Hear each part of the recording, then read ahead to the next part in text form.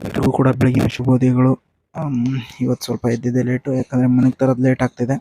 ಬೆಳಿಗ್ಗೆ ಎದ್ದ ತಕ್ಷಣ ಪಾತ್ರೆ ತೊಳೆದು ಸ್ನಾನ ಮಾಡಿಕೊಂಡು ಅದಾದಮೇಲೆ ಅನ್ನ ಬೇಯಿಸಿ ನಾರ್ಮಲ್ ನಾನು ಫ್ರೆಶ್ ಅಪ್ ಆಗಿ ರೆಡಿಯಾಗಿ ನೆಕ್ಸ್ಟು ನಮ್ಮ ಬಾಕ್ಸನ್ನು ಕಟ್ಟಿಕೊಂಡು ನಮ್ಮ ನಡೆ ಇವಾಗ ಕೆಲಸದ ಕಡೆ ಎಂದು ಕೆಲ್ಸಕ್ಕೆ ಬಂದಾದಮೇಲೆ ಬೆಳಿಗ್ಗೆ ನಾಷ್ಟ ಮಾಡಿಲ್ಲ ಅಂತೇಳಿ ಒಂದು ಗ್ಲಾಸ್ ಹಾಲು ತೊಗೊಂಡು 2 ರಸ್ಕ್ ತಿಂದ್ಕೊಂಡು ನಾರ್ಮಲ್ ಇವತ್ತು ನಮ್ಮ ಹುಡುಗ ಬಂದಿಲ್ಲ, ನಾನೇ ಓಪನ್ ಮಾಡಿ ಎಲ್ಲ ಐಟಮ್ ಈಚಿಕ್ಕಿ ಮತ್ತು ನಮ್ಮ ಕೆಲಸನ ಸ್ಟಾರ್ಟ್ ಮಾಡಿಕೊಂಡು ಎಲ್ಲನೂ ಕ್ಲೀನ್ ಮಾಡಿ ಮುಗಿಸಿ ಅದಾದಮೇಲೆ ಸ್ವಲ್ಪ ಬ್ಯಾಕ್ಗ್ರೌಂಡ್ ಮ್ಯೂಸಿಕ್ಗಳು ಸೆಲೆಕ್ಟ್ ಮಾಡಿಕೊಂಡೆ. ಬ್ಯಾಕ್ಗ್ರೌಂಡ್ ಮ್ಯೂಸಿಕ್ಗಳು ಎತ್ಕೊಂಡಾದ್ಮೇಲೆ ನಾನು ಹೇಳ್ದಂಗೆ ಮೊದಲೇ ನಮ್ಮ ಸ್ಟೋರ್ದು ರೆನೋವೇಷನ್ ನಡೀತಾ ಇತ್ತಲ್ಲ, ಅದರಿಂದಾಗಿ ಗೋಡೆಗೆ ಸ್ಟಿಕ್ಕರಿಂಗ್ ಮಾಡ್ತಾಯಿದ್ರು, ನೋಡ್ತಾ ಇರ್ಬೋದು ನೀವು.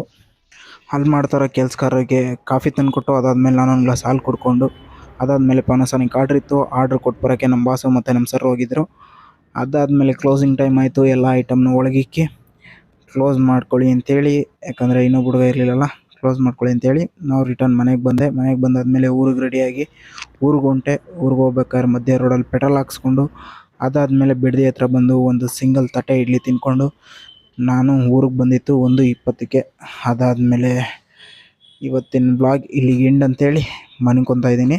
ಮತ್ತೆ ನೆಕ್ಸ್ಟ್ ಬ್ಲಾಗಲ್ಲಿ ಸಿಗೋಣ. ಗುಡ್ ನೈಟ್, ಶುಭರಾತ್ರಿ.